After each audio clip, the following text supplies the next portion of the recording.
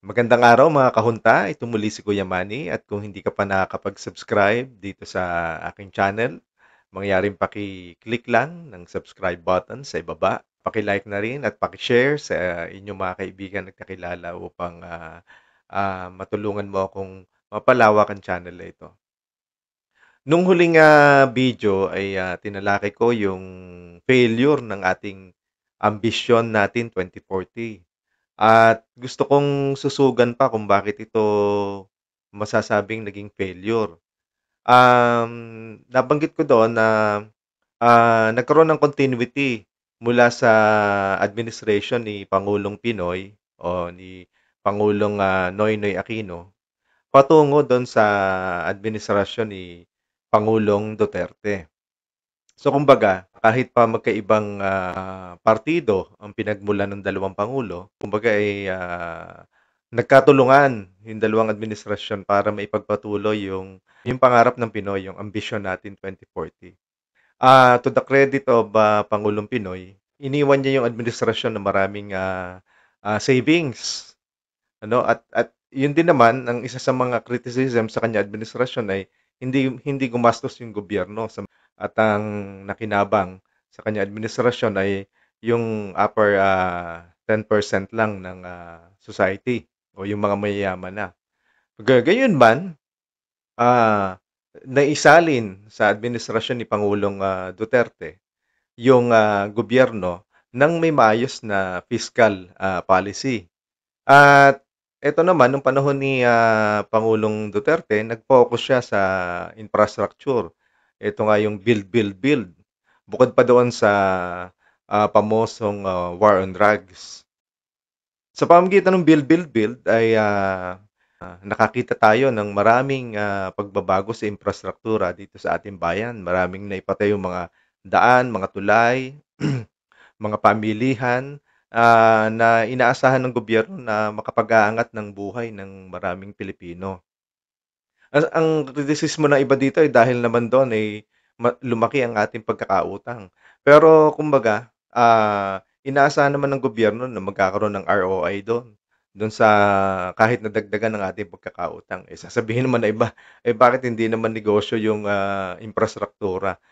Yung mga bagong infrastruktura na ipatayo sa maraming probinsya ay magbubukas ng maraming negosyo sa bansa at ito ang magtutulak pataas ng ating GDP. Yan yung kahalagahan ng paggastos ng gobyerno. So yun, generally ay naging maganda yung nakaraang 12 taon ng administrasyon ni Pangulong Aquino at ni Pangulong Duterte combined. At yan dapat ang idea nung ambisyon natin 2040, kaya nga hanggang 2040 yan. Dahil inaasahan, yung mga susunod pang administrasyon ay magpapatuloy ng mga proyekto nung sinundang administrasyon. Kagaya ng ginawa ni Pangulong Duterte sa pagpapatuloy niya ng mga proyektong nasimulan ng administrasyon ni Pangulong Aquino. So, isang malaking failure itong nangyari sa administrasyon ni Pangulong Marcos. Kung tutusin, mas madali na sana kung tinupad na lang niya yung pangakong continuity. Ano? Yung pagpapatuloy. Dahil nagsimula siya ng isang napakataas na political capital na ito naman ay pamana sa kanya ng administrasyon ng Pangulong Duterte. Dahil sa totoo lang naman, hindi naman siya mananalo kung hindi dahil sa mga Duterte o sa tinatawag ng mga tao na DDS voters. Eh, hindi ba mas madali na lang sana na ang ginawa ng Pangulong Marcos ay pinagpatuloy na lang yung mga nasimulan ni Pangulong Duterte. Pero hindi eh. Sa nakaraang 3 taon, nakita natin yung napakaraming ipinahinto ng mga proyekto at napakaraming mga pondo na itransfer mula sa program patungo saan program. At dyan na nga nagsimula yung malaking problema natin sa flood control, corruption na naging matunog sa ating bansa sa panahong ito. So, ganun kahalaga ang continuity na sana ay tinupad na lang ng Pangulong Marcos. Dahil kung tinupad niya ito, lahat tayo walang problema, pati siya walang problema. At malamang hindi nalagas yung kanyang political capital na minana niya sa Pangulong Duterte. Pero ito nakalipas na 3 taon, wala tayong masyadong nakitang development at hindi ko na kailangang isa-isahin pa yung mga economic indicators na nagpapakita ng patuloy na pagbulusok ng ating ekonomiya. Dahil hindi naman ako ekonomista para talakayin ito. At ako naman ay nakikibasa din lang ng dyaryo ng mga bali-balita tungkol sa ating ekonomiya. Pero napakalinaw at ramdam na ramdam ng mga tao sa panahong ito kung gaano kahirap ang buhay, gaano kataas ang bilihin, ano, kung paanong yung halaga ng pera na ginagastos mo sa pang-grocery, ngayon kulang-kulang na. Hindi mo na halos wala nang mabili yung dati mong budget para sa pang-grocery.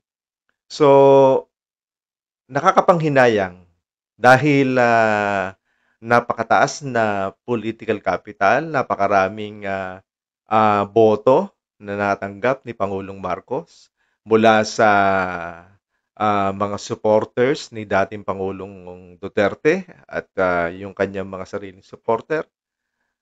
Nasayang lahat. Nasayang lahat ng pagkakataon. Isipin mo kung pinili ni Pangulong Marcos na ipagpatuloy ang mga nasimulan ng mga nakaraang administrasyon. Nako, siguradong yung nakaraang 3 taon ay napakalaking tagumpay para sa bansa. At nasabi sana natin na yung ambisyon natin 2040 ay realizable pa o pwede pang matupad. Pero ito, ano yung pinaka-latest na balita mula sa World Bank? Nagpalabas ng assessment yung World Bank sa ating ekonomiya at sinasabi na hindi natin na ma-achieve ang anumang economic development targets natin hanggang 2027.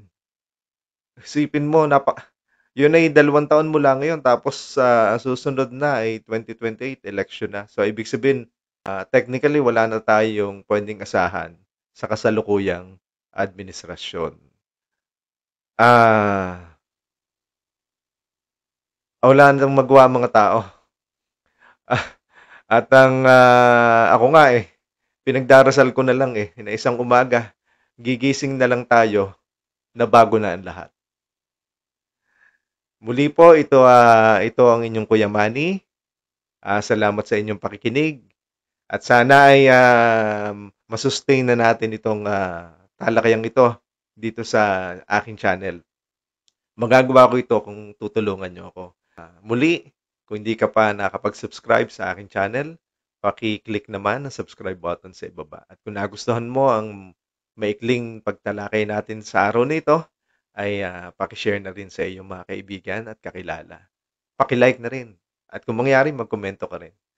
So maraming salamat sa panonood.